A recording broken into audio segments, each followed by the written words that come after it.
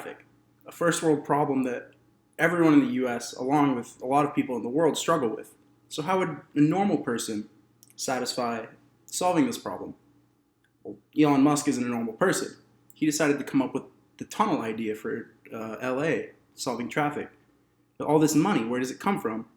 Just build a flamethrower. Sell that flamethrower, make a lot of money. But wait, flamethrowers are illegal. They're against the law. Name it not a flamethrower. It's now a legal product to be sold, and all of the capital is going towards his investment in this tunnel to stop traffic. Elon Musk is the ideal businessman. He figures out what he wants and gets it done efficiently.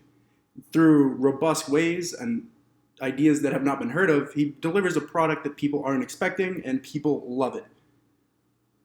In the early stages of his life, Elon Musk was born in June 1971, Pretoria, South Africa. He was fascinated by space at a very early age. His favorite book was The Hitchhiker's Guide to the Galaxy.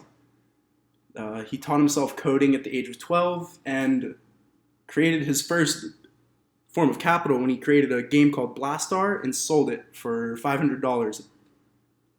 At age 15, he quickly moved out of South Africa to avoid mandatory enrollment in the South African Army and traveled to Canada, where he stayed with different relatives, traveling around the country, making money by doing small jobs, and working really hard is the big part. His work ethic was what really drove him through these hard years with no stable place to stay, not a steady place of income. And it still shows. He puts in 100-hour work weeks to this day, even as the CEOs of many companies, billionaire. And that work ethic is what inspires a lot of his people that work under him. At the age of 17, he attended the Queen's College in Canada, and afterwards went to the University of Pennsylvania and got his undergraduate in economics and bachelor's in physics. His pure intelligence and passion and his ability to learn is kind of what drove him through all of this, and that's really inspiring to a lot of people. Just hard work and admiration really puts him through a hard spot that very few people could come over. From there, he finished getting his bachelor's in physics at Penn State and went to Stanford. And he was at Stanford University for a whole 2 days, and then the internet boomed into the United States. He dropped out of Stanford and founded his first company in 1995, which was Zip2. He founded it with his brother Kimball Musk and was a mapping service online that a lot of companies decided was a great idea. A lot of people need maps and an easy way to get to it. So he first sold his corporation 4 years later for $307 million in cash and $34 million in stocks.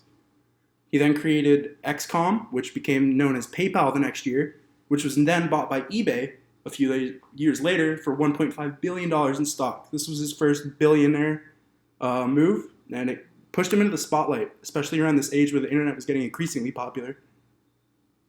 And then in 2002, he founded the Space Exploration Technologies Corporation, which is known as SpaceX to most people. And this idea, this fascination of space that he grew up with, really pushed this project forward. Within 6 years, he was getting offers from NASA to work with contracts on delivering cargo to the International Space Station and developing aircrafts. And he became the leader of SpaceX and really pushed the foundation and our modern technology on spacecraft materials. And then in 2003, he also co-founded Tesla and is currently the CEO of it and the product architect. So again, his ingenuity and problem-solving skills pushing him into the spotlight of this high-caliber corporation, pushing the boundaries on technology.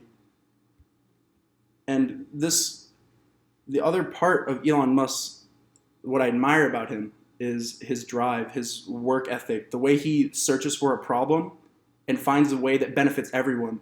All of his products, his inventions, his cars, even the flamethrowers, everything was made with ulterior motives of being beneficial for the people and those that are going to use it, and good for the environment. Tesla, the cars are a great example of this.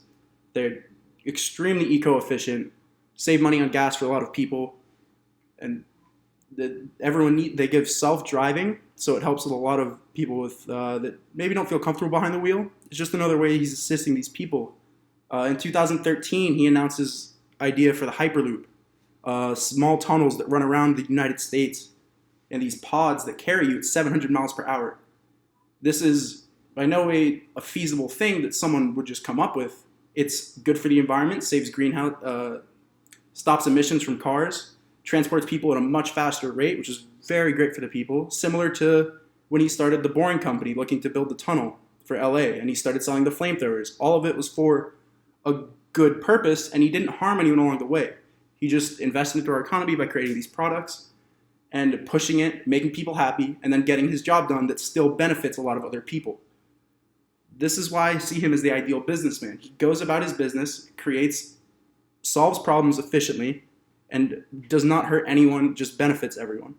This is also seen when he's discussing his possible space tours and the colonization of Mars that he looks forward to in the years. All of this are seeking help and assistance from people involved, other people that want to work with his corporation, such as NASA reaching out and giving him these contracts. It's all of the people that look up to him and inspired to be him, and he's helping them reach their goals as well. So in conclusion, Elon Musk has worked hard for his entire life, and it still is very evident today.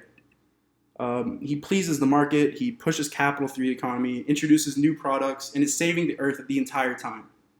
His ability to increase not only our potential to develop new ideas and products, but to push the boundaries of space travel and accessibility to space and the possible colonization of Mars is groundbreaking. And I don't think there's anyone else in the world that could do it.